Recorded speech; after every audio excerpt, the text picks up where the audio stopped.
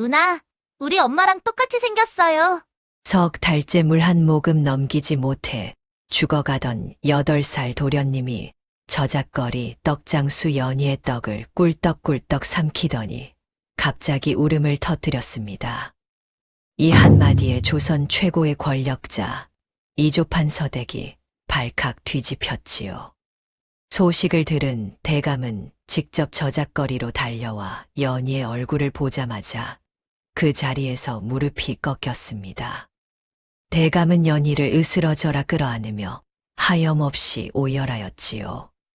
하지만 담동도 잠시 대감이 궁으로 떠난 사이 연희는 곳간에 갇혀 물 한 모금 없이 굶어 죽을 위기에 처하였습니다.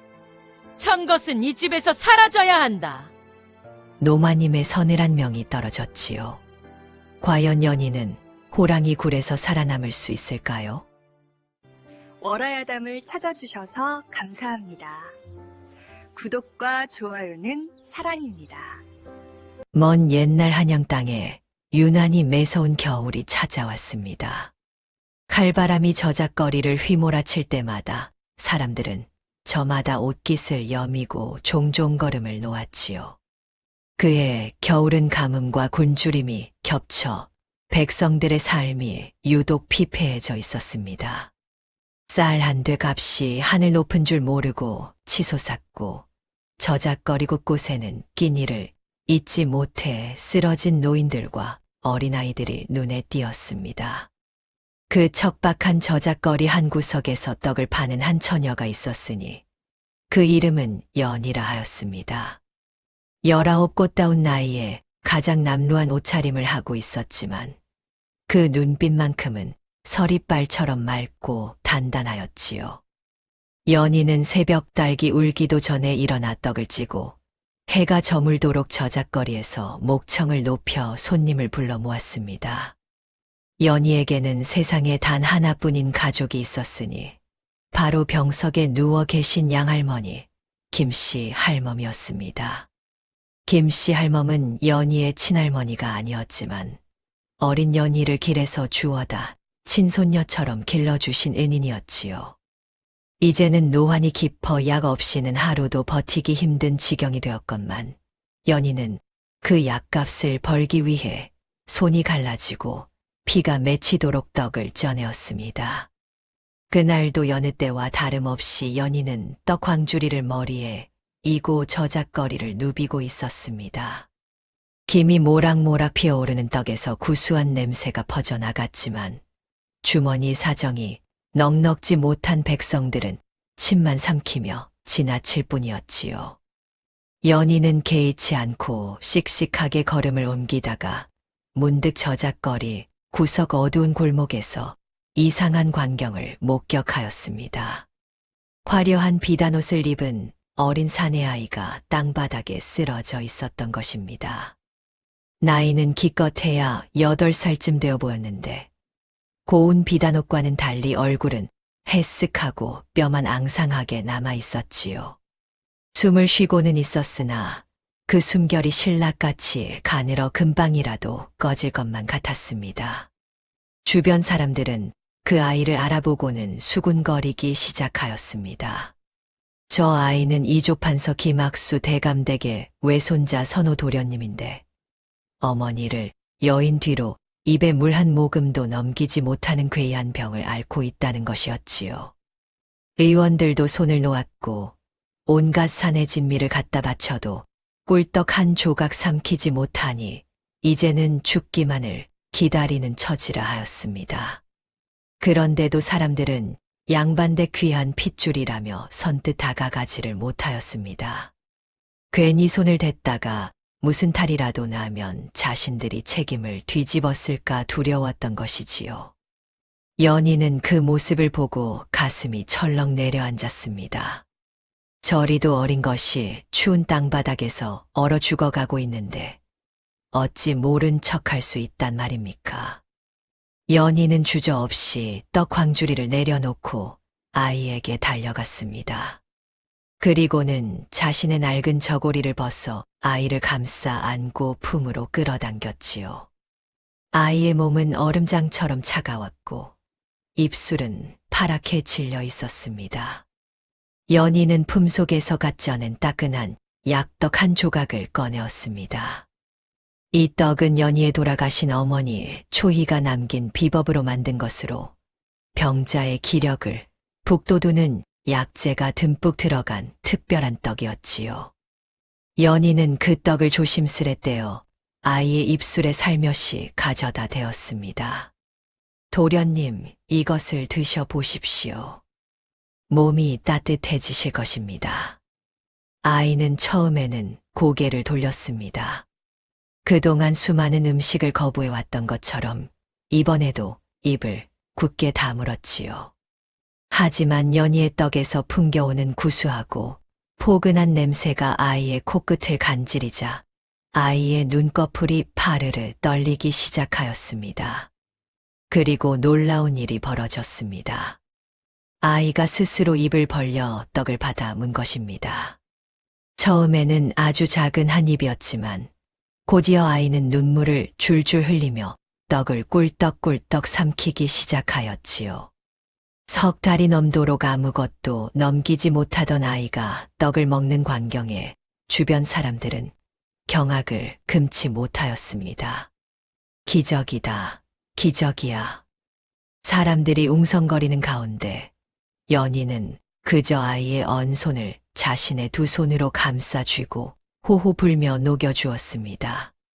아이의 창백했던 볼에 서서히 핏기가 돌아오기 시작하였지요. 떡을 다 먹은 아이가 고개를 들어 연희의 얼굴을 빤히 올려다보았습니다. 그 눈에 눈물이 그렁그렁 맺혀 있었지요. 아이는 연희의 얼굴을 한참이나 바라보더니 갑자기 울음을 터뜨리며 이렇게 외쳤습니다. 누나, 우리 엄마랑 똑같이 생겼어요. 연희는 무슨 말인지 알 수 없어 어리둥절하였습니다. 사당의 그림이라니 그것이 대체 무엇을 뜻하는 것일까요? 그때 저작거리 저편에서 급박한 발굽 소리가 들려왔습니다. 선호 도련님을 찾아 헤매던 호위무사들이 뒤늦게 달려온 것이었지요. 그들은 연희의 품에 안긴 도련님을 발견하고는 황급히 달려와 아이를 빼앗듯 데려갔습니다. 도련님, 어디 다치신 데는 없으십니까? 호위무사들은 연희에게 눈길 한 번 주지 않고 아이를 가마에 태워 사라져 버렸습니다. 연희는 얼떨떨한 채로 썰렁해진 저작거리에 홀로 남겨졌지요. 손에는 아이가 먹다 남긴 떡 부스러기만이 흩어져 있었습니다. 하지만 연희의 귓가에는 아이의 그 말이 맴돌았습니다. 사당에 걸린 그림과 똑같이 생겼다는 그 말이 무슨 뜻인지 연희는 알 길이 없었습니다. 다만 가슴 한편이 알 수 없는 떨림으로 요동치고 있었지요. 과연 선호 도련님이 말한 사당의 초상화 속 여인은 누구이며 연희와는 어떤 인연으로 얽혀 있는 것일까요? 그날 저녁 연희는 무거운 발걸음을 옮겨 집으로 돌아왔습니다. 좁디좁은 초가집이었으나 연희에게는 세상에서 가장 따뜻한 보금자리였지요. 방 안에는 김씨 할멈이 얇은 이불을 덮고 누워 계셨습니다. 할멈은 연희의 인기척을 듣고 힘겹게 고개를 돌렸습니다. 우리 연희가 왔구나. 오늘도 고생이 많았지. 할머니, 오늘 떡이 제법 팔렸습니다. 내일 약국에 들러 약을 더 지어 오겠습니다. 연희는 애써 밝은 목소리를 내며 할멈의 이마에 손을 대어 열을 가늠하였습니다. 다행히 어제보다는 열이 내린 듯하였지요. 연희는 그제야 안도의 한숨을 내쉬며 아궁이에 불을 지폈습니다. 방 안이 서서히 훈기로 채워지자 할멈의 창백한 얼굴에도 조금씩 핏기가 돌았습니다. 김씨 할멈은 비록 연희와 피 한 방울 섞이지 않은 남남이었습니다. 20해 전 어느 눈보라 치던 밤, 저작거리에서 갓난 아기를 품에 안고 숨을 거둔 젊은 여인을 발견하였지요. 그 여인의 품에서 울고 있던 아기가 바로 연희였습니다. 김씨 할멈은 평생 자식 없이 홀로 살아온 과부였으나 그 아기를 차마 버려두지 못하고 친손녀처럼 거두어 길렀던 것입니다. 연희는 그런 할멈의 은혜를 한시도 잊은 적이 없었습니다. 어머니의 얼굴은 기억나지 않았으나 할멈이 들려준 이야기로 어머니가 어떤 분이셨는지 어렴풋이 알고 있었지요. 어머니의 이름은 초희라 하였고 양반가의 교수 같은 고운 얼굴에 손재주가 빼어나 떡 빚는 솜씨가 일품이었다 하였습니다. 연희가 지금 찌는 떡의 비법도 모두 어머니에게서 비롯된 것이었습니다. 할멈이 어머니의 보따리에서 찾아낸 낡은 종이 한 장에 떡 만드는 법이 빼곡히 적혀 있었지요. 연희는 그 종이가 닳도록 읽고 또 읽어 어머니의 솜씨를 고스란히 이어받았습니다. 그리고 어머니가 남긴 유품이 하나 더 있었으니 바로 영롱한 빛깔의 옥비녀였습니다. 연희는 부엌 한편에 숨겨둔 낡은 보따리를 꺼내어 조심스레 풀어보았습니다. 천 조각에 쌓인 옥비녀가 호롱불 아래에서 은은하게 빛나고 있었지요. 보통 사람은 평생을 모아도 살 수 없을 만큼 귀한 물건이었습니다. 연희는 어릴 적부터 이 비녀를 볼 때마다 같은 생각을 품었습니다. 어머니가 이토록 귀한 물건을 지니고 계셨다면 분명 아버지 되시는 분은 보통 신분이 아닐 터였습니다. 언젠가 이 비녀의 주인을 찾으면 아버지의 행방도 알 수 있지 않을까 하는 희망을 연희는 가슴 깊이 품고 있었지요. 하지만 지금 당장은 할멈의 약값과 내일의 끼니가 더 급한 일이었습니다. 연희는 비녀를 다시 곱게 싸서 보따리 깊숙이 넣어두고 잠자리에 들었습니다. 다음 날 아침 연희는 여느 때처럼 새벽부터 일어나 떡을 쪘습니다. 모락모락 김이 오르는 시루를 광주리에 담아 저작거리로 나서니 어느새 단골 손님들이 줄을 서서 기다리고 있었지요. 연희의 떡은 맛이 좋기로 소문이 자자하여 한 번 맛본 이들은 반드시 다시 찾아오곤 하였습니다. 연희야, 오늘 떡은 또 어찌 이리 먹음직스럽냐? 할머니, 천천히 드십시오. 체하시면 안 됩니다. 연희는 가난한 노인이나 굶주린 고아들에게는 결코 돈을 받지 않았습니다. 제 형편도 넉넉지 못하면서 늘 남을 먼저 챙기는 연희의 마음씨에 저작거리 사람들은 혀를 내두르곤 하였지요. 그러면서도 연희를 진심으로 아끼고 걱정해 주었습니다. 그날도 떡을 나누어 주던 연희의 눈에 낯선 노인 하나가 들어왔습니다. 남루한 옷차림에 허름한 갓을 쓰고 있어 영락없는 거린 행색이었으나 유독 눈빛만은 범상치 않았습니다. 깊고 그윽한 그 눈빛에서 세상의 온갖 풍파를 겪어낸 노련함이 묻어났지요. 연희는 그 노인에게 다가가 떡을 크게 썰어 건네었습니다. 어르신, 이것을 드십시오. 추운 날 빈속에는 따끈한 떡이 제격입니다. 노인은 연희의 얼굴을 한참이나 물끄러미 바라보았습니다. 그리고는 떡을 받아 한 입 베어 물더니 알 수 없는 미소를 지었지요. 허허, 이 맛은 참으로 오랜만이로구나. 노인은 그 말을 남기고 호련히 사라져 버렸습니다. 연희는 고개를 갸웃거렸으나 대수롭지 않게 여기고 다시 장사에 열을 올렸지요. 그 노인이 훗날 자신의 운명을 뒤바꿀 귀인이 될 줄은 꿈에도 알지 못한 채 말입니다.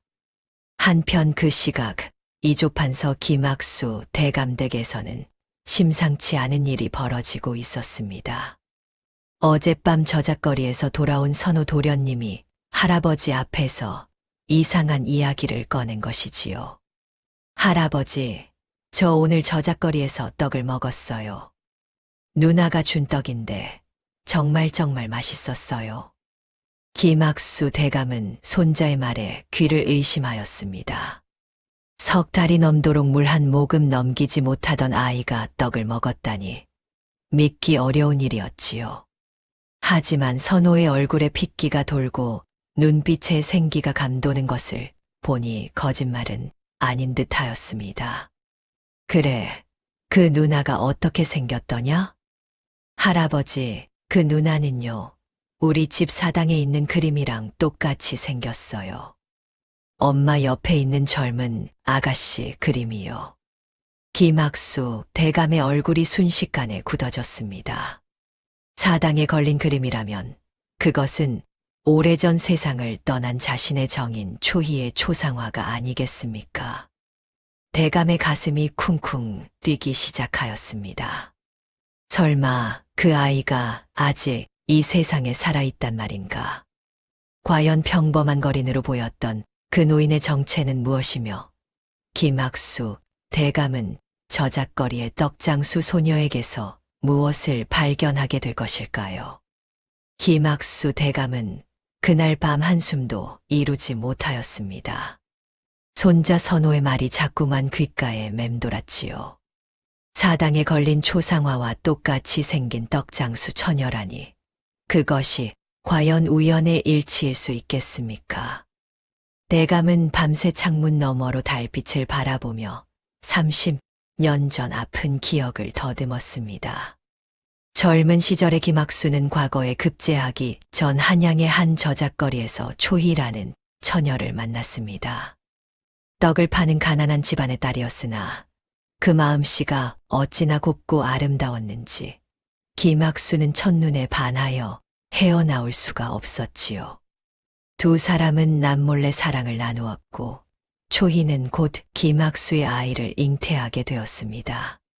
하지만 명문 양반가의 종손이 천한 떡장수의 딸과 정을 통하였다는 사실이 알려지자 집안은 발칵 뒤집혔습니다. 특히 김학수의 어머니 강씨 부인은 노발대발하며 절대로 그 천것을 며느리로 들일 수 없다고 버티었지요. 결국 집안의 압력에 못 이겨 김학수는 초희와 생이별을 하게 되었습니다. 그 후로 김학수는 억지로 양반가의 교수와 혼인하였고 벼슬길에 올라 이조판서의 자리까지 오르게 되었습니다. 하지만 가슴 한편에는 늘 초희에 대한 미련과 죄책감이 응어리져 있었지요.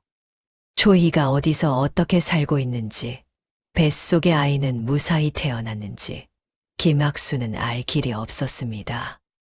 몇 차례 사람을 풀어 수소문해 보았으나 초희의 행방은 오리무중이었지요. 그런데 오늘 손자의 입에서 그 이름이 튀어나온 것입니다. 사당에 걸린 초희의 초상화와 똑같이 생긴 처녀라면 그것은 필시 초희가 낳은 자신의 핏줄이 아니겠습니까? 날이 밝자마자 김학수 대감은 직접 사병들을 이끌고 저작거리로 향하였습니다. 이조판서가 행차한다는 소식에 저작거리는 순식간에 술렁이기 시작하였지요. 사람들은 길 양옆으로 물러나 머리를 조아렸고 상인들은 좌판을 접으며 두려움에 떨었습니다. 연인은 그때도 여느 날과 다름없이 떡을 팔고 있었습니다. 갑작스러운 소란에 고개를 들어보니 화려한 가마와 무장한 사병들이 자신을 향해 다가오고 있었지요. 연인은 영문을 몰라 어리둥절하였습니다. 설마 자신이 무슨 죄를 지었단 말입니까? 가마에서 내린 김학수 대감은 진흙탕 위에서 떡을 팔고 있는 연희를 발견하자마자 걸음을 멈추었습니다. 그리고 연희의 얼굴을 본 순간 대감의 눈에서 눈물이 왈칵 쏟아졌지요. 그 눈매, 그 인매, 그 고운 이마선까지 30년 전 자신이 뼈에 사무치도록 사랑했던 초희의 젊은 시절과 한치의 어긋남도 없이 똑같았던 것입니다. 초희야, 초희야. 김학수 대감은 자신도 모르게 그 이름을 부르며 연희에게 달려갔습니다. 연희는 겁에 질려 뒷걸음질을 쳤지요. 대체 이 높은 어른이 왜 자신에게 이러는 것인지 알 수가 없었습니다. 대감은 사병들에게 즉시 연희의 신원을 조사하라 명하였습니다. 어디서 태어났는지, 부모는 누구인지, 어떻게 자랐는지 낱낱이 파헤치라 하였지요. 사병들이 사방으로 흩어져 수소문을 하는 동안 김학수 대감은 연희의 손을 덥석 잡고 놓아주지 않았습니다. 아가야, 내 어머니의 이름이 혹시 초희가 아니더냐? 연희는 그 물음에 화들짝 놀라 대감의 얼굴을 올려다보았습니다. 어머니의 이름을 어떻게 아시는 것입니까? 연희의 입술이 파르르 떨리기 시작하였지요. 그러하옵니다. 제 어머니의 이름은 초희라 하였습니다. 김학수 대감의 얼굴에 희비가 교차하였습니다. 기쁨과 슬픔, 그리움과 회한이 한꺼번에 밀려와 대감의 가슴을 찢어 놓았지요. 대감은 다시 한 번 물었습니다. 내 어머니에게서 물려받은 것이 있느냐? 무엇이든 좋으니 있는 대로 보여다오. 연희는 잠시 망설이다가 품속에서 낡은 보따리를 꺼내었습니다. 그 안에는 1000조각에 쌓인 옥비녀가 들어 있었지요. 연희가 비녀를 꺼내어 대감 앞에 내밀자 김학수 대감은 그 자리에서 무릎이 꺾이듯 주저앉았습니다. 이것은 내가 초희에게 준 정표가 아니더냐. 대감은 옥비녀를 두 손으로 받쳐 들고 하염없이 울음을 토해내었습니다. 그것은 틀림없이 30년 전 자신이 초희에게 건넨 사랑의 증표였지요. 평생 간직하겠노라 맹세하던 초희의 목소리가 귓가에 아련히 들려오는 듯하였습니다. 더 이상의 증거는 필요 없었습니다. 김학수 대감은 떡 좌판을 걷어차듯 밀어내고 연희를 으스러져라 품에 안았습니다. 연희는 당황하여 밀쳐내려 하였으나 대감의 품은 너무도 뜨겁고 간절하였지요. 내 딸아, 내 핏줄아, 이 아비를 용서하거라. 30년을 찾아 헤맸건만 내가 이리도 고생하며 살고 있을 줄은 꿈에도 몰랐느니라. 연희는 그제야 모든 것을 깨달았습니다. 눈앞에 있는 이 높은 어른이 그토록 찾아 헤매던 아버지라는 사실을 말입니다. 연희의 눈에서도 뜨거운 눈물이 볼을 타고 흘러내렸습니다. 하지만 김학수 대감이 연희를 본가로 데려가겠다 하자 연희는 선뜻 발걸음을 떼지 못하였습니다. 병석에 홀로 누워 계실 김씨 할멈이 눈앞에 아른거렸기 때문이지요. 대감마님, 저를 길러주신 할머니가 계시옵니다. 그분을 홀로 두고 갈 수가 없사옵니다. 김학수 대감은 고개를 끄덕이며 연희의 손을 꼭 잡았습니다. 걱정 마라. 그 은인도 반드시 모셔오마. 우선 너부터 집으로 가자꾸나. 연희는 할멈에게 꼭 돌아오겠다는 약속을 남기고 결국 아버지의 손에 이끌려 가마에 올랐습니다. 저작거리 사람들은 그 광경을 보며 입을 다물지 못하였지요. 떡장수 연희가 이조판서의 친딸이라니 세상에 이런 일이 있을 수 있단 말입니까? 그러나 이 감동적인 부녀 상봉의 소식은 이미 대감댁 안채에도 전해지고 있었습니다. 그곳에서는 서늘한 눈빛으로 이 소식을 듣고 있는 한 사람이 있었으니 가문의 체면을 목숨보다 중히 여기는 강씨 노마님이었지요. 과연 연희를 기다리고 있는 것은 아버지의 따뜻한 품일까요? 아니면 호랑이보다 더 무서운 시련일까요? 화려한 가마가 대감댁 정문 앞에 멈추어 섰습니다. 연희는 가마 안에서 심장이 터질 듯 두근거렸지요. 태어나서 한 번도 밟아본 적 없는 높은 문턱이 눈앞에 우뚝 서 있었습니다. 대감댁의 위용은 연희가 상상했던 것보다 훨씬 더 웅장하고 거대하였습니다. 김학수 대감은 연희의 손을 직접 잡고 안채로 이끌었습니다. 하인들이 줄지어 서서 고개를 조아렸고 곳곳에서 수군거리는 소리가 들려왔지요.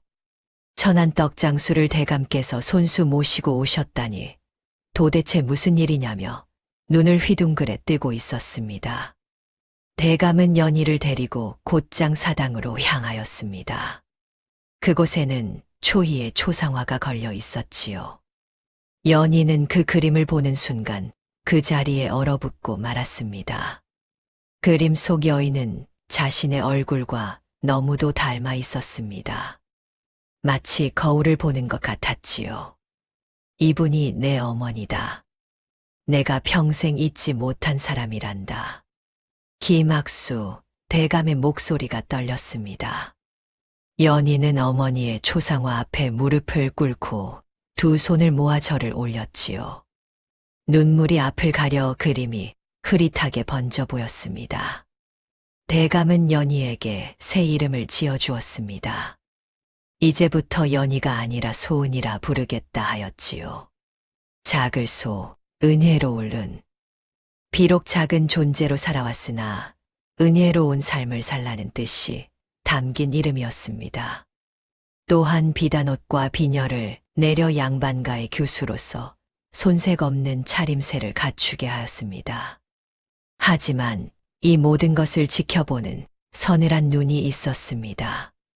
안채의 가장 깊은 곳에서 팔짱을 끼고 서 있는 강씨 노마님이었지요. 노마님은 80평생을 명문 양반가의 종부로 살아온 분이었습니다. 가문의 체면과 격식을 목숨보다 중히 여기는 분이었지요. 노마님은 비단옷을 차려입은 연희를 보자마자 눈이 뒤집혔습니다. 저 천한 것이 감히 우리 집안의 옷을 입고 있다니. 노마님의 입에서 날카로운 고함이 터져 나왔습니다. 학수야, 내가 지금 무슨 짓을 하는 게냐. 저 천한 떡장수의 씨앗을 어찌 우리 가문에 들인단 말이냐. 김학수, 대감의 얼굴이 굳어졌습니다. 하지만 대감은 어머니 앞에서 물러서지 않았지요. 어머니, 이 아이는 제 친딸입니다. 초희가 낳은 제 핏줄이란 말입니다. 30년을 찾아 헤맨 끝에 겨우 찾았는데 어찌 외면할 수 있겠습니까? 핏줄이라고 저런 천것이 우리 집안의 핏줄이라니 그 말을 믿으란 말이냐. 당장 저것을 내쫓아라. 노마님은 지팡이를 내리치며 불같이 화를 내었습니다. 하지만 김학수, 대감도 물러서지 않았지요. 부자간의 팽팽한 기싸움이 벌어졌으나 그 순간 궁에서 급히 파발이 날아왔습니다. 임금께서 급히 대감을 부르신다는 것이었지요. 김학수 대감은 난감한 표정을 지었습니다. 왕명을 어길 수는 없는 노릇이었지요. 대감은 연희의 손을 꼭 잡으며 당부하였습니다. 소은아, 아비가 며칠만 궁에 다녀오마. 그동안 힘들더라도 조금만 참고 기다려다오. 반드시 돌아와 너를 지켜주마. 연희는 고개를 끄덕였습니다. 아버지의 따뜻한 손길이 떠나가는 것이 아쉬웠으나 왕명이라니 어쩔 도리가 없었지요. 연희는 아버지의 뒷모습을 바라보며 불안한 마음을 애써 눌렀습니다. 김학수 대감이 대문을 나서자마자 노마님의 얼굴에 음험한 미소가 번졌습니다. 마치 굶주린 호랑이가 먹이를 발견한 것처럼 눈빛이 매섭게 빛났지요. 노마님은 곧바로 하인들을 불러 모았습니다. 저것의 옷을 당장 벗겨라. 천것이 비단옷을 입다니 꼴불견이 따로 없구나. 하인들이 우르르 달려들어 연희의 비단옷을 강제로 벗겨내었습니다. 연희가 아무리 버둥거려도 소용이 없었지요. 곱게 빗어 올린 머리채도 풀어헤쳐지고 귀한 비녀도 바닥에 내동댕이 쳐졌습니다. 천출은 천한 일을 해야 제격이다. 당장 하인들 숙소로 내쫓아라. 연희는 그날부터 하인들의 숙소 한 구석에 내쳐졌습니다. 아버지의 딸이라는 이름은 온데간데 없고 하루아침에 가장 천한 종의 신세가 되어버린 것이지요.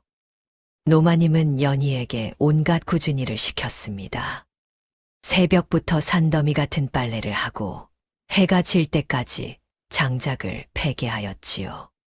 조금이라도 쉬는 기색이 보이면 회초리가 등짝에 사정없이 날아들었습니다.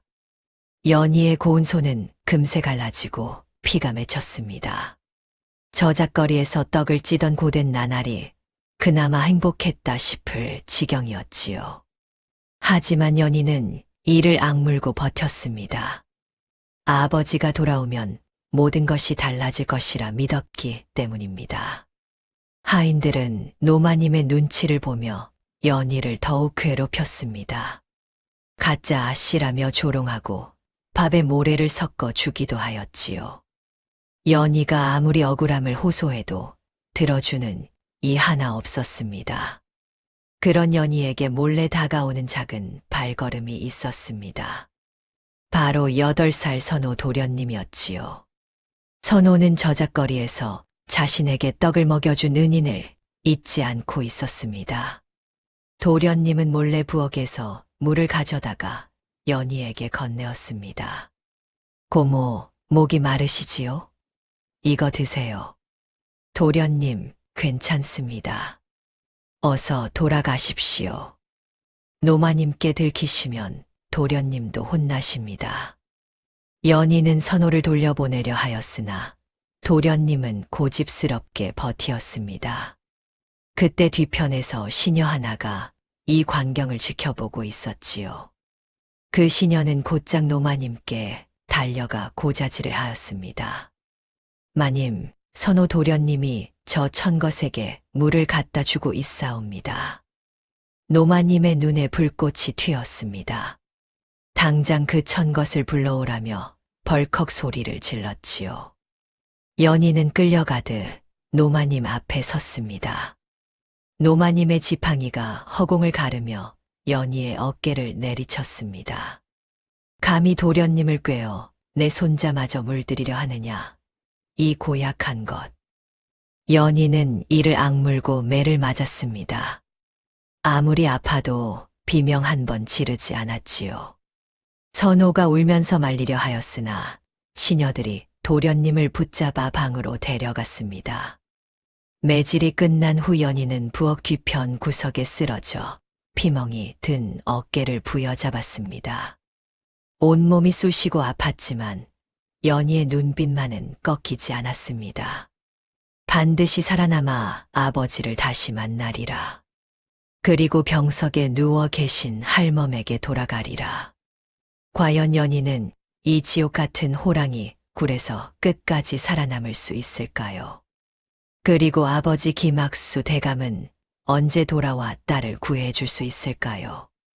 혹독한 나날이 이어졌습니다. 연희는 새벽 딸기 울기도 전에 일어나 물을 길어오고 해가 중천에 떠오를 때까지 빨래를 하였지요. 오후에는 장작을 패고 저녁에는 부엌 바닥을 박박 문질러 닦아야 했습니다. 손톱이 갈라지고 무릎이 까져도 쉴 틈이 없었습니다. 하지만 연희의 마음을 가장 무겁게 짓누르는 것은 따로 있었습니다. 바로 병석에 홀로 누워 계실 김씨 할멈 걱정이었지요. 아버지 김학수 대감은 할멈도 모셔오겠다 약속하였으나 궁에서 돌아오지 않으니 그 약속도 지켜지지 못하고 있었습니다. 연희는 밤마다 잠을 이루지 못하였습니다. 할멈의 약은 이미 떨어졌을 터이고 연희가 없으니 끼니조차 제대로 챙기지 못하고 계실 것이 분명하였지요. 생각이 거기에 미치자 연희의 가슴은 찢어지는 듯 아팠습니다. 어느 날 밤 연희는 결심을 굳혔습니다. 대감댁 뒷산에 오르면 약초가 자란다는 말을 들은 적이 있었지요. 모두가 잠든 깊은 밤 연희는 몰래 하인 숙소를 빠져나와 뒷산으로 향하였습니다. 어둠 속에서 더듬더듬 약초를 캐어 치마폭에 담았습니다. 부엌으로 돌아온 연희는 낡은 약탕기를 찾아 불을 피웠습니다. 할멈에게 갖다 드릴 약을 다리기 위해서였지요. 약재가 보글보글 끓어오르는 소리가 연희의 귀에는 그토록 반가울 수가 없었습니다. 그때 연희의 귓가에 어머니 초희의 목소리가 아련히 떠올랐습니다. 어릴 적 할멈에게서 수없이 들었던 어머니의 유언이었지요. 연희야, 세상이 아무리 너를 핍박해도 원망하지 마라. 맑은 마음을 지키면 언젠가 반드시 꽃이 피는 날이 올 것이다. 연희는 어머니의 말씀을 되새기며 눈물을 삼켰습니다. 아무리 힘들어도 이 마음만은 흐려지지 않으리라 다짐하였지요. 약을 다 다리면 몰래 빠져나가 할멈께 전해드리리라. 그 생각에 연희의 입가에 희미한 미소가 번졌습니다. 하지만 그 모습을 지켜보는 눈이 있었습니다. 노마님이 심어둔 첩자 하인이 부엌에서 새어나오는 불빛을 발견하고 살금살금 다가왔던 것이지요. 그 하인은 연희가 약을 다리는 모습을 확인하자마자 곧장 노마님에게 달려갔습니다. 마님, 저 천것이 한밤중에 부엌에서 불을 피우고 약을 다리고 있사옵니다. 노마님은 벌떡 자리에서 일어났습니다. 잠옷 바람에 지팡이를 짚고 부엌으로 성큼성큼 걸어갔지요. 노마님이 부엌 문을 벌컥 열어 젖히자 연희는 화들짝 놀라 뒤로 물러섰습니다. 이것이 감히 대감대 귀한 불씨를 도둑질하여 무슨 수작을 부리는 게냐. 노마님의 눈에서 불꽃이 튀었습니다.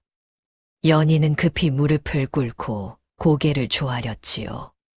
마님, 저를 길러주신 할머니께서 병환이 깊으신데 약이 없어 고생하고 계시옵니다. 제발 한 번만 봐주시옵소서. 닥쳐라. 천것이 감히 변명을 늘어놓느냐. 노마님은 대답 대신 펄펄 끓고 있는 약탕기를 발로 걷어찼습니다. 약탕기가 바닥에 나뒹굴며 산산조각이 났고 뜨거운 약물이 사방으로 튀었지요. 연희가 밤새 캐어온 약재들이 진흙 바닥에 뒤섞여 엉망이 되어버렸습니다.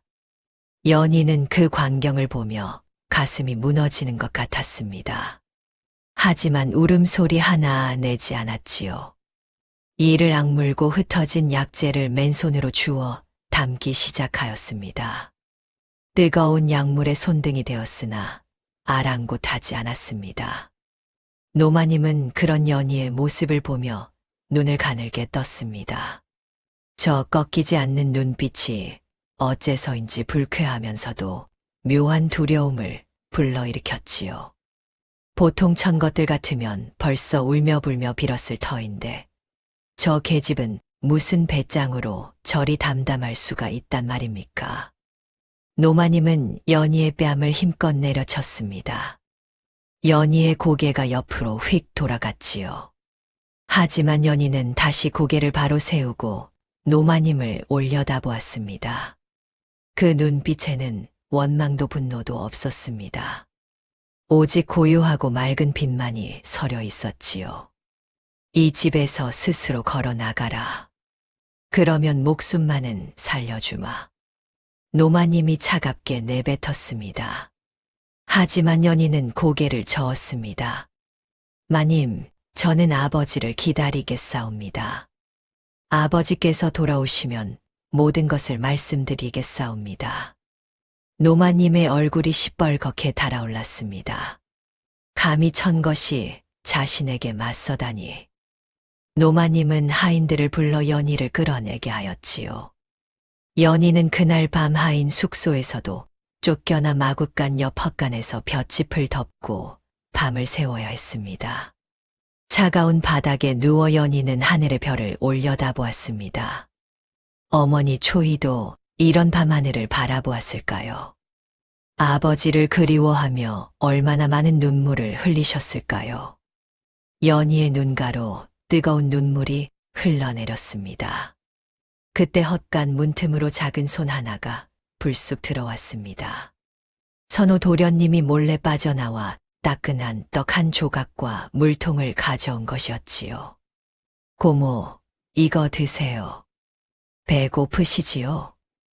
도련님, 어찌 이 밤중에 여기까지 오셨습니까? 어서 돌아가십시오. 선호는 고개를 절레절레 흔들었습니다. 그리고 창살 틈 사이로 연희의 손을 꼭 잡았지요. 고모, 제가 할아버지께 편지를 보낼 거예요. 빨리 돌아오시라고요. 고모 죽으면 안 돼요. 8살 어린 도련님의 눈에 눈물이 그렁그렁 맺혀 있었습니다. 연희는 그 작은 손을 꼭 잡고 미소를 지었지요. 도련님 덕분에 힘이 나옵니다. 고맙습니다. 선호가 돌아간 뒤 연희는 떡을 한 입 베어 물었습니다. 따뜻한 떡이 목구멍을 타고 내려가자 얼어붙었던 몸에 온기가 퍼졌습니다. 연희는 다시 한번 마음을 다잡았습니다. 반드시 살아남으리라. 반드시. 한편 그 시각 노마님은 깊은 밤 서늘한 안채에서 시녀를 불러 무언가를 은밀히 명하고 있었습니다. 저 계집을 영영이 집에서 내보낼 방법을 궁리하고 있었던 것이지요. 과연 노마님이 꾸미고 있는 끔찍한 계략은 무엇이며 연희는 그 마수에서 벗어날 수 있을까요? 노마님은 밤새 잠을 이루지 못하였습니다. 아무리 괴롭혀도 꺾이지 않는 연희의 눈빛이 자꾸만 눈앞에 어른거렸기 때문이지요. 저 천것을 그냥 두었다가는 아들 김학수가 돌아오는 날 큰 화근이 될 것이 분명하였습니다. 노마님은 며칠을 궁리한 끝에 끔찍한 계략을 세웠습니다. 저 계집을 아예 이 집안에서 영영 사라지게 만들 묘책이었지요. 노마님은 은밀히 매파를 불러들였습니다. 이 고을에서 가장 악독하기로 소문난 늙은 매파였지요. 들어라. 저 천것을 먼 시골의 부호에게 후처로 팔아넘겨라. 상대는 70 먹은 늙은이로 포악하기로 소문이 자자한 자일수록 좋다. 값은 후하게 쳐줄 것이니 입을 꼭 다물어라. 매파는 고개를 끄덕이며 음흉한 웃음을 흘렸습니다. 이미 마음속에 적당한 인물이 떠올랐기 때문이지요. 청주 땅에 호라비 부호가 하나 있었는데 전처를 셋이나 때려 죽인 흉악한 자였습니다. 그 늙은이에게 시집간 여자치고 온전히 살아나온 이가 없다는 흉흉한 소문이 돌고 있었지요. 노마님은 거짓 사주단자를 꾸미게 하였습니다. 연희의 이름과 생년월일을 속여 적고 야밤에 몰래 가마에 태워 납치할 계획을 세웠지요. 김학수가 궁에서 돌아오기 전에 모든 일을 끝내버릴 속셈이었습니다. 그날 밤 선호도련님은 화장실에 가려고 방을 나섰다가 이상한 대화를 엿듣게 되었습니다. 노마님의 방에서 매파와 나누는 은밀한 이야기가 새어나오고 있었지요. 선호는 문틈에 귀를 대고 숨을 죽였습니다. 내일 자시의 뒷문으로 가마를 대라. 저 계집이 눈을 뜨기 전에 재갈을 물리고 끌어내야 한다. 마님, 염려 마시옵소서. 청주까지 이틀이면 충분하옵니다. 선호의 얼굴이 새하얗게 질렸습니다. 고모를 어디론가 끌어가려 한다니 이게 무슨 끔찍한 일이란 말입니까? 선호는 후다닥 헛간으로 달려갔습니다. 연희를 깨워 이 사실을 알려야 했지요. 고모, 일어나세요. 연희는 선호의 다급한 목소리에 벌떡 몸을 일으켰습니다. 선호는 울먹이며 방금 들은 이야기를 전부 쏟아냈지요. 연희의 눈이 점점 커졌습니다. 도련님, 그 말씀이 사실이옵니까? 네, 분명히 들었어요. 내일 밤에 고모를 가마에 태워서 어디론가 보낸다고 했어요. 고모, 어서 도망가세요. 연희의 머릿속이 빠르게 돌아갔습니다. 지금 당장 도망친다 해도 갈 곳이 마땅치 않았습니다. 김씨 할멈에게 돌아가면 노마님의 사람들이 곧바로 찾아올 것이 분명하였지요. 게다가 아버지가 돌아오기도 전에 도망쳐버리면 영영 누명을 쓴 채 쫓겨난 천것으로 남게 될 터였습니다. 연희는 잠시 눈을 감고 생각에 잠겼습니다. 그러다 문득 낮에 하인들이 수군거리던 이야기가 떠올랐지요. 나라의 가뭄과 역병이 돌아 백성들이 고통받고 있는데 임금께서 입맛을 잃어 나라시를 돌보지 못하신다는 것이었습니다. 그래서 궁에서 특별한 경연을 연다는 방이 붙었다고 하였지요. 궁중구황떡 경연이라고 들었습니다. 가뭄에 굶주린 백성을 살릴 수 있는 떡을 만들어 바치라 하셨고, 우승한 가문에는 임금의 큰 하사와 영광이 내려진다 하였습니다. 연희의 눈이 반짝 빛났습니다. 이것이야말로 자신을 구할 수 있는 유일한 기회가 아니겠습니까? 어머니 초이가 남긴 떡 비법이라면 반드시 임금의 입맛을 사로잡을 수 있을 터였습니다. 경연에서 우승하면 노마님도 함부로 자신을 내칠 수 없을 것이었지요. 연희는 선호에게 고마움을 전하고 헛간에서 일어섰습니다. 그리고 동이 트자마자 안채로 향하였지요. 노마님은 아침 진지를 드시던 중이었습니다. 연희가 불쑥 나타나자 노마님의 눈이 날카롭게 빛났습니다. 이것이 감히 안채에 무슨 일이냐? 연희는 공손히 무릎을 꿇고 고개를 조아렸습니다. 하지만 목소리만큼은 또렷하고 당당하였지요. 마님, 한 가지 청이 있어 이리 왔사옵니다. 천것이 무슨 청을 한다는 게냐? 노마님은 코웃음을 쳤습니다. 연희는 고개를 들어 노마님의 눈을 똑바로 바라보았습니다. 소녀가 궁중구황떡 경연에 대감댁의 이름을 걸고 출전하겠사옵니다. 만약 우승한다면 소녀를 이 집안 사람으로 인정해 주시옵소서. 노마님의 얼굴이 순간 굳어졌습니다. 그러다 이내 폭소를 터뜨렸지요. 시녀들도 따라 웃기 시작하였습니다. 하하, 이것 봐라. 천안떡 장수가 감히 왕실 경연을 운운하느냐. 거기에는 온 나라의 명문가, 교수들이 최고급 재료로 음식을 만들어 바친다. 내까지 것이 뭔 재주로 거기에 끼어들겠느냐? 마님, 소녀에게는 어머니께서 남기신 비법이 있사옵니다. 반드시 우승하여 이 집안에 영광을 안겨드리겠사옵니다. 노마님은 연희의 당돌한 모습에 어이가 없다는 듯 고개를 저었습니다. 하지만 속으로는 다른 생각을 굴리고 있었지요. 저 계집을 궁중경연에 내보내면 틀림없이 망신만 당하고 돌아올 터였습니다. 그렇게 되면 김학수 앞에서도 저 계집의 무능함을 증명할 수 있을 것이었지요. 좋다. 내 멋대로 해보아라. 단, 망신을 당하면 스스로 이 집을 나가겠다는 각서를 써라. 연희는 고개를 끄덕였습니다. 노마님은 승리를 확신하며 음흉한 미소를 지었지요. 어차피 경연에서 지든 그 전에 납치를 하든 저 계집은 곧 사라질 운명이었습니다. 하지만 노마님은 알지 못하였습니다. 연희의 가슴 속에 활활 타오르는 불꽃이 얼마나 뜨거운지를 말이지요. 연희는 안채를 나서며 하늘을 올려다보았습니다.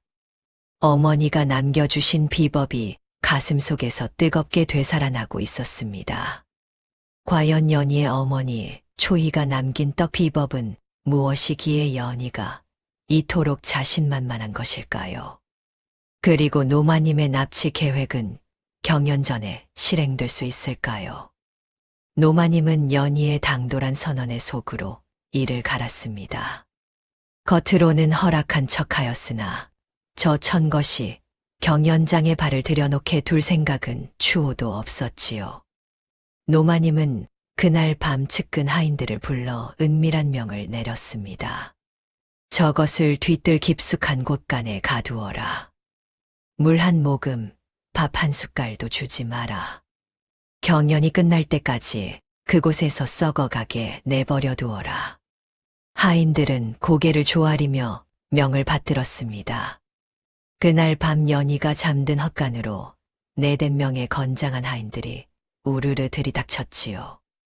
연희가 눈을 뜨기도 전에 입에 헝겊이 물려지고 손발이 묶였습니다. 연희는 발버둥을 쳤으나 소용이 없었습니다. 하인들은 연희를 자루처럼 들쳐 메고 대감대 가장 깊숙한 곳으로 끌고 갔지요. 그곳에는 오래전부터 쓰지 않던 낡은 곳간이 있었습니다. 창문 하나 없이 어둡고 축축한 곳이었지요. 쿵 하는 소리와 함께 연희가 차가운 바닥에 내던져졌습니다. 하인들은 곳간 문을 걸어 잠그고 사라져 버렸지요. 연희는 손발에 묶인 것을 풀고 나서야 주위를 둘러볼 수 있었습니다. 칠흑 같은 어둠이었습니다. 손을 뻗어도 눈앞이 보이지 않았지요. 바닥에는 곰팡이가 피어 있었고 구석에서는 쥐들이 스르륵 기어다니는 소리가 들렸습니다. 연희는 등골이 오싹해지는 것을 느꼈습니다. 하루가 지나고 이틀이 지났습니다. 아무도 찾아오지 않았지요. 연희의 입술은 바짝 타들어갔고 배에서는 쉴 새 없이 꼬르륵 소리가 났습니다. 곤주림과 갈증이 연희를 짓눌렀지요. 3일째가 되자 연희의 기력은 바닥을 드러내기 시작하였습니다. 눈앞이 아른아른 흐려지고 몸을 가누기조차 힘들어졌지요. 연희는 축축한 벽에 등을 기대고 힘겹게 눈을 감았습니다. 그때 연희의 눈앞에 환상이 나타났습니다. 모락모락 김이 피어오르는 떡시루가 보였지요. 그 옆에 젊은 여인이 앉아 있었습니다. 고운 눈매에 다정한 미소를 띤 그 여인은 바로 어머니 초희였습니다. 어머니, 어머니. 연희는 힘겹게 손을 뻗었습니다. 어머니의 환영이 빙긋 웃으며 입을 열었지요. 연희야, 포기하지 마라. 내가 만드는 떡에는 어미의 혼이 담겨 있단다. 그 혼은 아무리 짓밟아도 사라지지 않는 것이니라. 연희의 눈에서 눈물이 주르르 흘러내렸습니다. 손을 뻗어 어머니를 붙잡으려 하였으나 환영은 연기처럼 흩어져 버렸지요. 연희는 서럽게 흐느끼며 텅 빈 허공을 껴안았습니다. 어머니, 저는 어찌해야 하옵니까? 이대로 죽어버리는 것입니까? 깊은 절망이 연희를 삼켜버릴 것만 같았습니다. 병석에 누운 할멈의 얼굴이 떠올랐고 저작거리에서 만났던 정겨운 사람들의 얼굴이 스쳐 지나갔지요. 아버지의 따뜻한 손길도 선호 도련님의 해맑은 웃음도 모두 아득히 멀어져 갔습니다. 바로 그때였습니다. 꽃간의 벽 한쪽에서 바스락거리는 소리가 들렸지요. 연희는 흐릿한 눈으로 그쪽을 바라보았습니다. 희미한 달빛이 새어들어오는 작은 창살 틈이 보였습니다. 그 창살 사이로 작은 손 하나가 불쑥 들어왔습니다. 연희는 눈을 의심하였지요. 선호 도련님이었습니다. 도련님은 온몸에 흙을 잔뜩 묻힌 채 숨을 헐떡이고 있었습니다. 고모, 여기 있었구나. 사흘 동안 찾아다녔어요. 선호는 품에서 천으로 싼 무언가를 꺼내 창살 틈으로 밀어 넣었습니다. 따끈한 떡 2조각과 물이 담긴 작은 통이었지요. 선호는 부엌에서 몰래 훔쳐온 것이었습니다. 도련님, 어찌 이 깊은 곳까지 찾아오셨습니까? 연희의 목소리가 갈라져 나왔습니다. 선호는 창살 틈으로 연희의 손을 꼭 잡았지요. 고모가 갑자기 사라져서 너무 무서웠어요. 할머니한테 물어봐도 아무도 말을 안 해주었어요. 그래서 밤마다 몰래 돌아다녔어요. 선호의 눈에 눈물이 그렁그렁 맺혀 있었습니다. 8살 어린 것이 사흘 밤을 이 넓은 대감대 구석구석을 뒤진 것이었지요. 연희는 가슴이 먹먹해져 말을 잇지 못하였습니다. 고모, 죽으면 안 돼요. 제가 매일 올게요. 제가 지켜줄게요. 선호는 떡을 더 밀어넣으며 울먹였습니다. 연희는 떨리는 손으로 떡을 집어 입에 넣었지요. 굶주린 뱃속으로 따끈한 떡이 넘어가자 온몸에 힘이 솟아나는 것 같았습니다. 도련님, 고맙습니다. 정말 고맙습니다. 연희는 선호의 손을 꼭 쥐며 눈물을 삼켰습니다. 어린 도련님의 순수한 마음이 꺼져가던 연희의 가슴에 다시 불씨를 지펴주었지요. 그 후로 선호는 매일 밤 몰래 곳간을 찾아왔습니다. 부엌에서 훔쳐온 음식과 물을 가져다 주었고 연희의 손을 잡고 위로해 주었지요. 연희는 선호 덕분에 간신히 목숨을 부지할 수 있었습니다. 하지만 경연일은 속절없이 다가오고 있었습니다. 이제 닷새 앞으로 다가왔건만 곳간의 문은 굳게 잠겨 있었지요.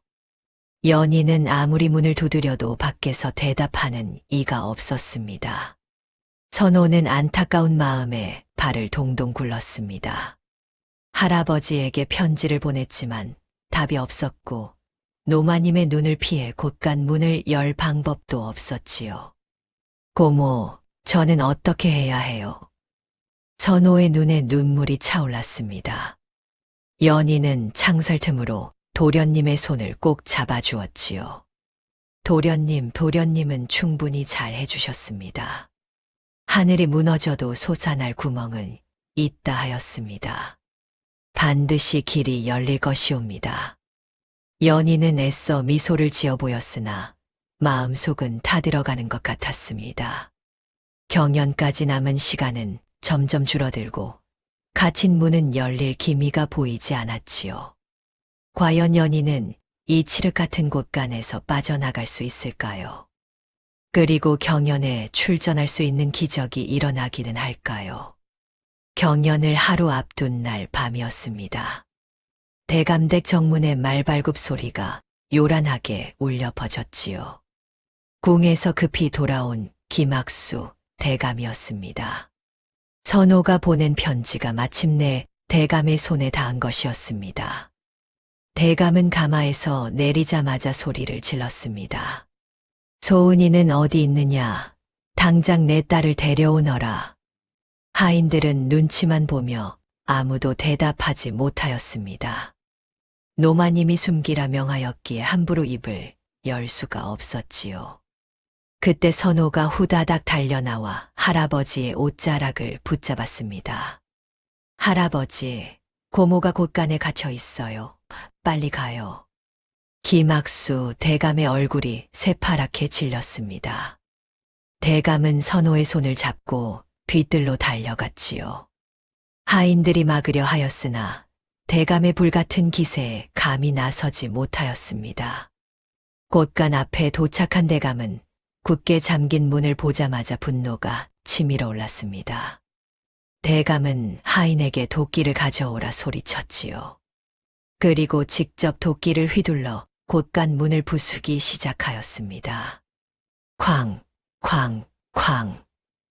문짝이 산산조각 나며 쓰러졌습니다. 안에서 곰팡내와 함께 축축한 기운이 밀려나왔지요. 김학수 대감은 횃불을 들고 안으로 뛰어들었습니다.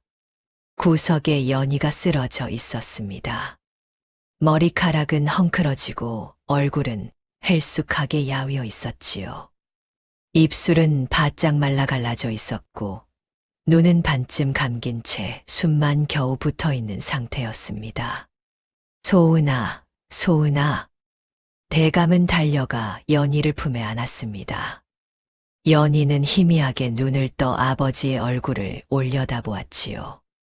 아버지, 오셨습니까? 그 한마디를 내뱉고 연희는 다시 정신을 잃었습니다. 김학수 대감은 연희를 안고 안채로 뛰어갔지요. 그 모습을 본 노마님의 얼굴이 굳어졌습니다. 어머니! 김학수 대감의 목소리가 대청마루를 뒤흔들었습니다. 그 목소리에는 분노와 배신감, 깊은 상처가 뒤섞여 있었지요. 어찌 제 딸에게 이럴 수가 있으십니까? 제가 그토록 부탁을 드렸건만 어머니께서는 이 아이를 굶겨 죽이려 하셨습니다. 노마님은 눈 하나 깜짝하지 않았습니다. 오히려 차갑게 내뱉었지요. 저 천것은 우리 가문에 어울리지 않는다. 내가 제정신이라면 당장 내쫓아라. 어머니, 대감의 절규가 밤하늘에 메아리 쳤습니다. 부자 간의 갈등은 돌이킬 수 없는 파국으로 치닫고 있었지요. 대감댁은 그야말로 발칵 뒤집혔습니다. 연희는 급히 불려온 의원의 손길에 간신히 깨어났습니다. 미음을 몇 숟갈 넘기자 기력이 조금씩 돌아왔지요. 연희가 정신을 차리자마자 입을 연 것은 뜻밖의 말이었습니다. 아버지, 내일이 경연이 아니옵니까? 김학수 대감은 고개를 끄덕였습니다. 연희는 비틀거리며 자리에서 일어났지요. 소녀를 부엌으로 데려다 주십시오. 떡을 빚어야 하옵니다. 대감은 펄쩍 뛰었습니다. 지금 이 몸으로 무슨 떡을 빚겠다는 것이냐며 말렸지요. 하지만 연희의 눈빛은 그 어느 때보다 단단하게 빛나고 있었습니다. 아버지, 이것은 소녀의 싸움이옵니다. 어머니께서 남겨주신 비법으로 반드시 우승하여 이 집안에 당당히 서겠사옵니다. 결국 대감은 연희의 뜻을 꺾지 못하였습니다. 연희는 부엌으로 향하였지요. 하지만 좋은 재료는 이미 노마님이 모조리 치워버린 뒤였습니다. 남은 것이라고는 하인들이 먹다 남긴 거친 곡식뿐이었지요. 연희는 좌절하지 않았습니다. 밤새 뒷산으로 올라가 약초를 캐어왔고 거친 좁쌀과 수수를 빻아 떡가루를 만들었지요. 손이 부르트고 피가 맺혔으나 연희는 멈추지 않았습니다. 새벽녘이 되자 시루에서 모락모락 힘이 피어올랐습니다. 구수하고 포근한 냄새가 부엌 가득 퍼졌지요. 연희의 눈에 눈물이 차올랐습니다. 어머니의 향기가 느껴지는 것 같았습니다. 동이 틀 무렵 마침내 떡이 완성되었습니다. 투박하지만 정성이 가득 담긴 구황약떡이었지요. 연희는 떡시루를 천으로 덮고 부엌 안채에 고이 모셔두었습니다. 바로 그때였습니다. 부엌 문이 벌컥 열리며 사나운 사내들이 우르르 들이닥쳤지요. 노마님이 몰래 불러들인 왈패들이었습니다. 그들은 연희를 거칠게 밀쳐내고 떡시루를 빼앗았습니다. 안 돼요. 그것만은 안 됩니다. 연희가 필사적으로 매달렸으나 소용이 없었습니다. 왈패들은 떡시루를 번쩍 들어올리더니 부엌 바닥에 내동댕이 쳤지요. 시루가 산산조각 나며 떡이 진흙 바닥에 뒹굴었습니다. 으하하, 잘도 만들었구나. 이것이 내 솜씨의 끝이더냐. 왈패들은 발로 떡을 짓밟으며 비웃었습니다. 연희가 밤새 피땀 흘려 빚은 떡이 시궁창 흘 속에서 으깨지고 있었지요. 왈패들은 남은 재료마저 불 속에 던져버리고 유유히 사라졌습니다. 연희는 그 자리에 무릎이 꺾이듯 쓰러졌습니다. 지늘껌벅이 된 떡을 두 손으로 끌어안고 소리 없이 울음을 터뜨렸지요. 어머니, 어머니. 재료는 모두 동났고 경연까지 남은 시간은 고작 2식경이었습니다. 이제는 정말 끝인가? 연희의 눈앞이 캄캄해져 왔습니다. 그때 부엌 마당으로 거대한 그림자가 드리워졌습니다. 연희는 흐릿한 눈으로 고개를 들었지요. 눈부신 아침 햇살 속에서 누군가의 형체가 다가오고 있었습니다. 과연 절망의 구렁텅이에 빠진 연희 앞에 나타난 그 사람은 누구일까요? 그리고 연희에게 마지막 희망의 불씨가 남아있기는 한 것일까요? 연희가 고개를 들어 바라보니 부엌 마당으로 거대한 마차 한 대가 거침없이 들어서고 있었습니다. 화려하지는 않았으나 묵직하고 단단해 보이는 마차였지요. 마부가 고삐를 당기자 말이 히힝 울음을 토하며 멈추어 섰습니다. 마차 문이 열리고 한 노인이 천천히 내려섰습니다. 연희는 그 얼굴을 보는 순간 눈이 휘둥그레졌지요. 분명히 어디선가 본 적이 있는 얼굴이었습니다. 그러나 머리가 어지러워 쉬 떠오르지 않았습니다. 노인은 부엌 바닥에 쓰러진 연희와 산산조각난 떡시루를 번갈아 보았습니다. 그러더니 깊은 한숨을 내쉬며 연희에게 다가왔지요. 이것이 무슨 꼴이냐? 내 떡솜씨가 이렇게 짓밟혀도 되는 것이더냐? 그 목소리를 듣는 순간 연희의 머릿속에 번갯불이 스쳤습니다. 저작거리에서 거저 떡을 나누어 주었던 남루한 거린이었지요. 그때 그 노인은 허름한 옷에 낡은 갓을 쓰고 있어 영락없는 거지 행색이었건만 지금 눈앞에 서 있는 노인은 비단 두루마기의 옥관자를 단 당당한 모습이었습니다. 어르신, 그때 그 어르신이셨사옵니까? 연희가 떨리는 목소리로 물었습니다. 노인은 빙긋 웃으며 고개를 끄덕였지요. 그러하다. 나는 조선 팔도에 상단을 거느린 거상 박치문이라 하느니라. 그날 내가 건넨 떡 한 조각의 은혜를 갚으러 왔다. 연희는 입이 딱 벌어졌습니다. 박치문이라면 조선 제1의 거상으로 소문이 자자한 인물이었지요. 임금께서도 그의 이름을 아신다 하였고 그가 가진 재산은 나라의 창고보다 크다는 말이 돌 정도였습니다. 그런 분이 어찌하여 저작거리에서 거린 행색을 하고 계셨던 것일까요? 연희의 의문을 읽었는지 박치문이 입을 열었습니다. 나는 가끔 남루한 옷을 입고 저작거리를 돌아다닌다. 그래야 세상의 진짜 인심을 볼 수 있기 때문이지. 그날도 그러하였는데 배가 출출하여 떡좌판 앞에 섰더니 모두들 거지라며 쫓아내었다. 오직 너만이 따뜻한 떡을 덜어주더구나. 연희는 그제야 그날의 일이 선명하게 떠올랐습니다. 남루한 옷을 입었으나 눈빛이 범상치 않던 노인에게 떡을 크게 썰어 대접하였던 것이지요. 그때 내 떡을 먹고 나는 깜짝 놀랐느니라. 이렇게 정성 가득한 떡은 궁중수락안에서도 맛보기 어려운 것이었다. 그래서 너를 지켜보고 있었는데 오늘 아침 내가 곤경에 처하였다는 소문을 듣고 달려온 것이다.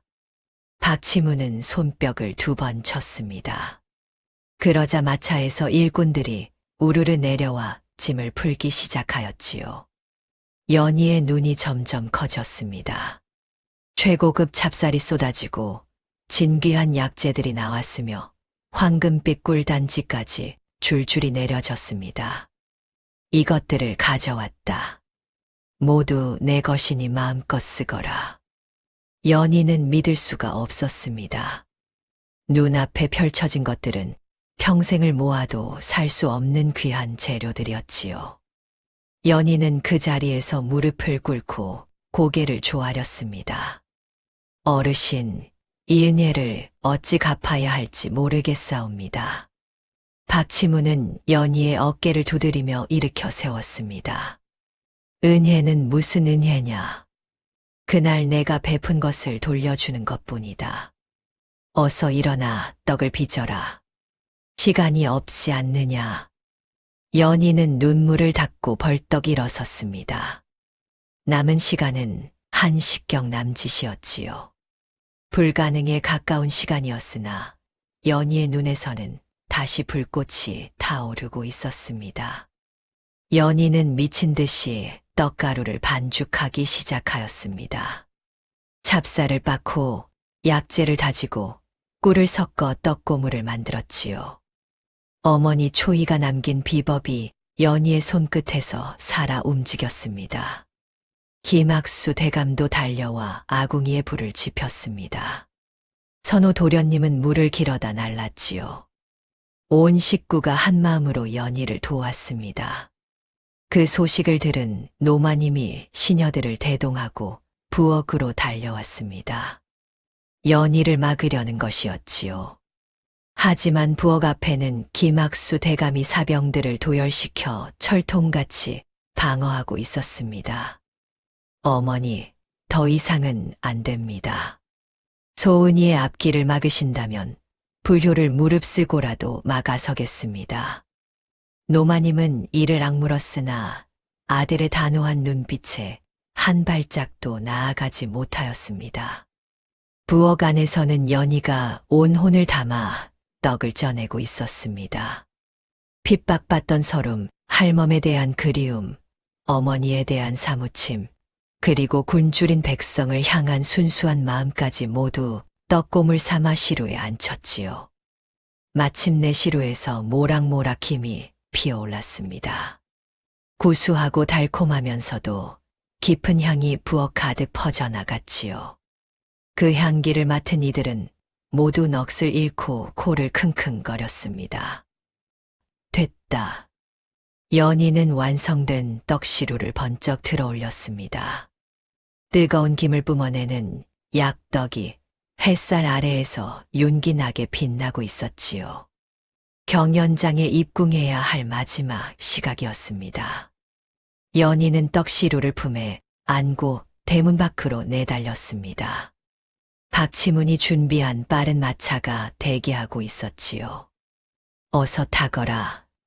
내가 직접 몰겠다. 박치문이 손수 채찍을 잡고 말을 몰았습니다. 마차는 바람처럼 한양거리를 가로질러 궁궐을 향해 내달렸지요. 연희는 가슴에 떡시루를 꼭 끌어안고 기도하였습니다. 어머니, 지켜봐 주십시오. 마침내 궁궐 정문이 눈앞에 나타났습니다. 경연장에서는 이미 심사가 시작되고 있었지요. 화려하고 사치스러운 산의 진미가 즐비하게 늘어선 대궐수라간이 연희를 기다리고 있었습니다. 과연 연희의 수수하고 투박한 떡이 저 화려한 요리들 사이에서 임금의 입맛을 사로잡을 수 있을까요? 궁궐 마당에는 이미 수십 개의 상이 차려져 있었습니다. 조선 팔도의 명문가에서 보내온 교수들이 저마다 자랑스러운 얼굴로 요리를 올려놓고 있었지요. 금은 보화로 장식된 옥쟁반에는 천하의 진귀한 재료로 만든 화려한 음식들이 눈부시게 빛나고 있었습니다. 연희는 숨을 헐떡이며 경연장에 도착하였습니다. 마지막 순간에 겨우 미끄러지듯 입장한 것이지요. 머리카락은 흐트러지고 옷자락에는 떡가루가 묻어 있었습니다.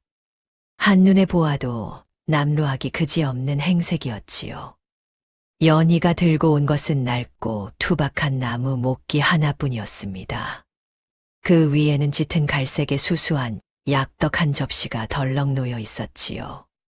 화려한 요리들 사이에서 연희의 떡은 마치 진흙탕에 떨어진 조약돌처럼 보잘것없어 보였습니다. 주위의 귀족들과 참가자들이 연희를 바라보며 수군거리기 시작하였습니다. 비단옷을 차려입은 교수들이 부채로 입을 가리고 킥킥 웃었지요. 저것 좀 보게. 저작거리 개떡을 어사와 경연에 내놓았군. 허허, 저 꼴을 좀 보시게. 떡장수가 궁궐 마당에서 행상이라도 하려는 것인가. 조롱과 비웃음이 사방에서 쏟아졌습니다. 하지만 연희는 고개를 꼿꼿이 세우고 자리를 지켰지요. 어머니의 떡이 부끄러운 것이 아니었습니다. 정성과 혼이 담긴 이 떡이야말로 그 무엇보다 귀한 것이었지요. 드디어 임금의 어가가 도착하였습니다. 신하들이 일제히 고개를 조아리고 악사들이 음악을 연주하는 가운데 임금이 경연장으로 걸어 나왔지요. 임금의 얼굴에는 깊은 시름이 서려 있었습니다. 나라의 가뭄과 역병이 돌아 백성들이 굶주리고 있는데 임금께서는 식음을 전폐하며 근심하고 계셨던 것입니다. 시식이 시작되었습니다. 임금은 천천히 상사위를 거닐며 요리들을 살펴보았지요. 금빛으로 장식된 찜요리, 은쟁반에 담긴 산해진미, 보석처럼 빛나는 약과들이 줄지어 늘어서 있었습니다. 하지만 임금의 얼굴에는 아무런 감흥이 없었지요. 화려하기만 할 뿐 마음에 와닿지 않는구나. 임금이 나직이 중얼거렸습니다. 신하들은 고개를 숙이며 어찌할 바를 몰랐지요. 그때 임금의 발걸음이 연희의 상 앞에서 멈추었습니다.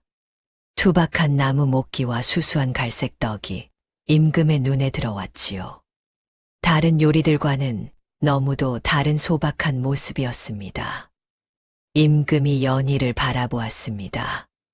남루한 옷차림에 손은 갈라지고 얼굴에는 고생의 흔적이 역력하였지요. 하지만 연희의 눈빛만큼은 맑고 단단하게 빛나고 있었습니다. 이것은 무엇이냐? 임금이 물었습니다. 연희는 공손히 무릎을 꿇고 고개를 조아렸지요. 전하, 이것은 구황약떡이옵니다. 가뭄에 굶주린 백성들도 먹을 수 있는 것인 곡식과 뒷산의 약초로 빚은 것이옵니다. 주위에서 또다시 비웃음이 터져나왔습니다. 감히 임금께 천한 재료로 만든 떡을 올리다니 하며 혀를 찼지요. 하지만 임금은 그들을 제지하고 떡을 한 조각 집어들었습니다. 떡이 임금의 입에 들어가는 순간 장내가 숨을 죽였습니다. 모두가 임금의 반응을 지켜보았지요. 임금은 천천히 떡을 씹었습니다. 그러더니 갑자기 눈이 번쩍 뜨이며 자리에서 벌떡 일어섰습니다. 이것이다. 이것이야말로 짐이 찼던 맛이로다. 임금의 외침에 장내가 술렁였습니다. 임금은 떡을 한 조각 더 집어 입에 넣으며 감탄을 연발하였지요. 화려하지 않으나 깊고 든든하구나. 가뭄에 지친 백성의 허기를 달래주는 이 맛이야말로 진정한 구황의 정신이 아니겠느냐. 임금은 무릎을 탁 치며 연희를 바라보았습니다. 내 이름이 무엇이냐? 소녀는 이조판서 김학수 대감의 딸 소은이라 하옵니다. 장내가 다시 술렁였습니다. 이조판서의 딸이라니, 그런데 어찌하여 저리도 남루한 행색을 하고 있단 말입니까? 수군거림이 점점 커져갔지요.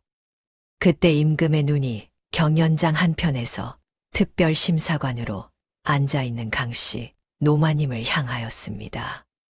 노마님은 명문가의 어른으로서 심사에 초청받은 것이었지요.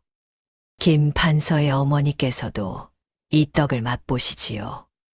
임금의 명예 노마님은 어쩔 수 없이 자리에서 일어났습니다. 속으로는 이를 악물었으나 임금 앞에서 거역할 수는 없었지요. 노마님은 떡 한 조각을 집어들고 마지못해 입에 넣었습니다. 그 순간이었습니다. 노마님의 얼굴이 백지장처럼 하얗게 질렸지요. 손에 들고 있던 은젓가락이 바닥에 떨어지며 땡그랑 소리를 냈습니다. 노마님의 몸이 부들부들 떨리기 시작하였습니다. 이 맛은. 노마님의 입에서 경악에 찬 외침이 터져나왔습니다. 장내의 모든 시선이 노마님에게 집중되었지요. 노마님의 눈에서 눈물이 주르르 흘러내렸습니다. 그 맛은 노마님이 절대로 잊을 수 없는 것이었습니다. 오래전 세상을 떠난 남편 선대판서께서 생전에 가뭄이 들 때마다 애타게 찾으시던 그 떡이었지요. 굶주린 백성을 구휼하고 싶다며 평생을 그리워하셨던 궁극의 구휼떡, 그 맛이 바로 이것이었던 것입니다. 노마님은 믿을 수가 없었습니다. 자신이 그토록 천대하고 짓밟았던 천것의 떡에서 돌아가신 남편의 수건이 담겨 있었다니. 노마님의 다리에서 힘이 빠지며 그 자리에 털썩 주저앉았습니다. 과연 노마님을 그토록 경악하게 만든 이 떡의 비밀은 무엇이며 연희의 어머니 초희와 선대 판서는 어떤 인연으로 얽혀 있었던 것일까요? 장내가 숨을 죽이고 노마님을 바라보았습니다. 조선 제1의 명문가 종부가 바닥에 주저앉아 눈물을 흘리는 모습은 누구도 예상치 못한 광경이었지요. 임금께서도 의아한 표정으로 노마님을 내려다보았습니다. 대감댁마님, 어찌 그리 놀라시는 것이오? 노마님은 떨리는 손으로 바닥을 짚으며 간신히 입을 열었습니다. 목소리가 갈라지고 끊어졌지요. 전하, 이 떡은 소녀의 죽은 남편이 평생을 찾아 헤매던 그 떡이옵니다. 장내가 술렁였습니다. 임금께서 고개를 갸웃거리며 물었지요. 선대 김판서께서 찾으시던 떡이라니, 그게 무슨 말이오? 노마님은 흐느끼며 예지 이야기를 꺼내기 시작하였습니다. 40년 전으로 거슬러 올라가는 긴 사연이었지요. 선대 판서께서는 젊은 시절 나라에 큰 가뭄이 들었을 때 굶주린 백성들을 직접 구휼하러 다니셨습니다. 그때 어느 마을에서 한 늙은 할머니가 손수 빚은 떡을 대접하였는데 그 맛이 어찌나 깊고 든든하였던지 평생을 잊지 못하셨지요. 그 떡 한 조각이 굶주린 백성의 허기를 달래고 병든 이의 기력을 북돋아주는 기적 같은 것이었습니다. 선대 판서께서는 그 할머니를 다시 찾아가 비법을 배우려 하셨으나 이미 할머니께서는 세상을 떠나신 뒤였습니다. 비법은 할머니의 제자에게 전해졌다 하였으나 그 제자의 행방도 묘연하였지요. 결국 선대 판서께서는 평생 그 떡의 비법을 찾지 못한 채 눈을 감으셨습니다. 난군께서 숨을 거두시는 그 순간까지도 그 떡 이야기를 하셨사옵니다. 언젠가 그 비법을 찾아 굶주린 백성을 구하겠노라 하셨는데 끝내 뜻을 이루지 못하셨지요. 노마님의 눈에서 눈물이 비오듯 쏟아졌습니다. 40년을 가슴에 묻어두었던 아픔이 터져나오는 것이었지요. 그런데 오늘 제가 그토록 천대하고 짓밟았던 저 계집의 떡에서 난군께서 찾으시던 그 맛을 느꼈사옵니다. 하늘이 저를 벌하시는 것이옵니다. 임금께서 연희를 바라보았습니다. 연희도 믿을 수 없다는 표정이었지요. 어머니 초희가 남긴 비법이 이토록 깊은 사연을 품고 있었을 줄이야. 연희는 조심스럽게 입을 열었습니다. 전하, 소녀의 어머니께서는 어릴 적 어느 떡명인 할머니 밑에서 떡 빚는 법을 배우셨다 하셨사옵니다. 그 할머니께서 돌아가시기 전 모든 비법을 어머니께 전수해 주셨다 하셨지요. 장내가 다시 술렁였습니다. 모든 것이 맞아떨어지고 있었지요.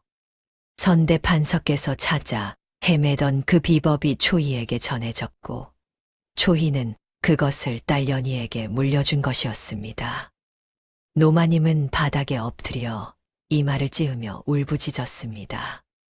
난군, 난군, 당신께서 평생 찾으시던 그 비법이 바로 이 아이에게 있었사옵니다.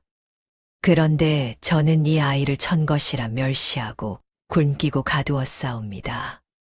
제가 짐승만도 못한 것이었사옵니다. 노마님의 절규가 경연장에 울려 퍼졌습니다. 평생을 오만과 체면 속에 살아온 노마님이 만백성 앞에서 자신의 허물을 고백하는 순간이었지요. 임금께서 연희에게 물었습니다. 소은이라 하였느냐? 내가 이 떡을 빚기까지 어떤 일이 있었는지 과인에게 말해보아라. 연희는 잠시 망설였습니다.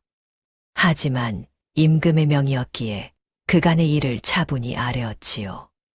저작거리에서 떡을 팔며 병든 할머니를 봉양하던 일, 아버지를 만나 대감댁에 들어오게 된 일, 그리고 노마님에게 온갖 핍박을 받으며 곳간에 갇혀 굶주렸던 일까지 낱낱이 고하였습니다.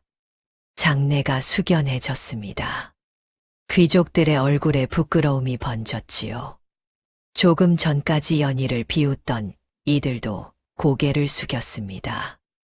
노마님이 비틀거리며 연희 앞으로 다가왔습니다.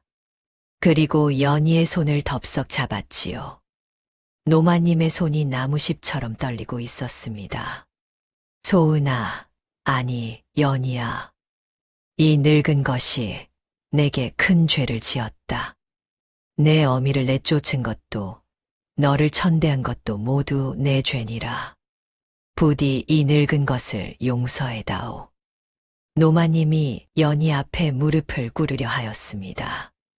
연희는 황급히 노마님을 부축하여 일으켜 세웠지요. 할머니, 이러시면 아니 됩니다. 어서 일어나십시오. 연희의 눈에도 눈물이 차올랐습니다. 그동안 받았던 멸시와 핍박이 떠올랐지요. 원망하고 미워할 수도 있었습니다. 하지만 연희의 귓가에는 어머니의 유언이 맴돌았습니다. 세상이 아무리 너를 핍박해도 원망하지 마라. 맑은 마음을 지키면 언젠가 반드시 꽃이 피는 날이 올 것이다. 연희는 천천히 떡 한 조각을 집어들었습니다. 그리고 떨리는 손으로 노마님의 입에 조심스레 넣어드렸지요. 할머니, 이 떡을 드십시오. 지난 일은 모두 잊겠사옵니다. 노마님은 떡을 받아 물며 소리 없이 울었습니다. 따뜻한 떡이 목구멍을 타고 내려가자 얼어붙었던 노마님의 가슴에도 온기가 퍼져나갔지요. 고맙다, 고맙다. 내 마음이 이 늙은 것보다 100배, 1000배 넓구나. 노마님이 연희를 품에 끌어안았습니다. 두 사람의 눈물이 뒤섞여 흘러내렸지요. 피로 맺어진 것보다 더 깊은 화해의 순간이었습니다. 임금께서 그 광경을 지켜보며 깊이 감동하셨습니다. 참으로 아름다운 광경이로다. 떡 한 조각이 원한을 녹이고 가족을 잇는구나. 이것이야말로 진정한 구왕의 정신이 아니겠느냐. 경연장에 모인 모든 이들이 고개를 끄덕였습니다. 화려한 요리들 사이에서 가장 수수한 떡이 가장 깊은 울림을 준 것이었지요. 연희는 노마님의 등을 토닥이며 하늘을 올려다보았습니다. 어머니의 미소가 구름 사이로 비치는 것만 같았습니다. 임금께서 용상에서 일어나시어 연희 앞으로 다가오셨습니다. 경연장에 모인 모든 이들이 숨을 죽이고 그 모습을 지켜보았지요. 임금께서는 손수 어사화를 들어 연희의 머리에 씌워주셨습니다. 오늘 이 경연의 장원은 소은 연희에게 내린다. 이 아이야말로 진정한 구왕의 정신을 보여주었느니라. 장내에 환호성이 터져나왔습니다. 떡장수 소녀가 조선 최고의 명인으로 우뚝 선 순간이었지요.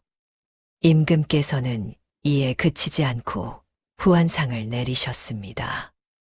비단 천필과 금은 보화, 그리고 막대한 포상금을 하사하셨지요. 이 아이의 떡 비법을 궁중수락안에 전수하여 가뭄에 굶주린 백성을 구휼하는 데 쓰도록 하라. 임금의 명예 연희는 고개를 조아리며 감격의 눈물을 흘렸습니다. 어머니가 남겨주신 비법이 온 나라의 백성을 살리는 데 쓰이게 된 것이었지요. 경연이 끝난 후 연희는 화려한 가마를 타고 대감댁으로 금이 환영하였습니다. 저작거리를 지나갈 때 백성들이 몰려나와 연희를 향해 환호하였지요. 불과 며칠 전만 해도 남루한 옷차림으로 떡을 팔던 소녀가 어사화를 쓰고 돌아오는 것이었습니다. 대감댁에 도착하자 김학수 대감이 달려나와 연희를 품에 안았습니다. 대감의 눈에서 눈물이 비오듯 쏟아졌지요. 장하다, 내 딸아, 내가 해내었구나. 선호 도련님도 달려와 연희의 치마폭을 붙잡았습니다. 8살 어린 도련님의 얼굴에도 환한 웃음꽃이 피어 있었지요. 하지만 연희가 가장 먼저 한 일은 따로 있었습니다. 저작거리의 낡은 초가집에서 홀로 병석에 누워 계신 김씨 할멈을 모셔오는 것이었지요. 김학수 대감은 직접 가마를 이끌고 할멈을 모시러 갔습니다. 김씨 할멈은 대감댁 안채의 가장 따뜻한 방에 모셔졌습니다. 노마님도 직접 할멈을 찾아와 손을 맞잡고 깊이 절을 올렸지요. 이 은혜를 어찌 갚아야 할지 모르겠사옵니다. 소은이를 길러주신 은혜 평생 잊지 않겠사옵니다. 며칠 후 연희는 임금께서 내려주신 포상금으로 큰일을 도모하였습니다. 한양 한복판에 큰 서당을 짓기로 한 것이지요. 가난한 집안의 아이들이 배고픔 없이 글을 배울 수 있는 곳을 만들고 싶었습니다. 서당의 이름은 소은서당이라 지었습니다. 서당에는 누구나 들어올 수 있었지요. 양반이든 천민이든 차별 없이 받아들였습니다. 배고픈 아이들에게는 매일 따끈한 약떡을 나누어 주었지요. 그런데 뜻밖의 일이 벌어졌습니다. 소은서당이 문을 연 첫날 아침, 노마님이 직접 서당을 찾아온 것이었지요. 연희는 깜짝 놀라 마당으로 뛰어나갔습니다. 할머니, 어인일로 이곳까지 오셨사옵니까? 노마님은 뒤따르는 하인들에게 손짓하였습니다.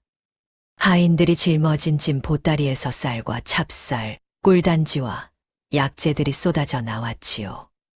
노마님은 소매를 걷어붙이며 연희를 바라보았습니다. 소은아, 이 늙은 것도 함께 떡을 빚게 해다오. 연희는 눈이 휘둥그레졌습니다. 평생을 비단 옷만 입고 손에 물 한 방울 묻히지 않던 노마님이 떡을 빚겠다니 믿기 어려운 일이었지요.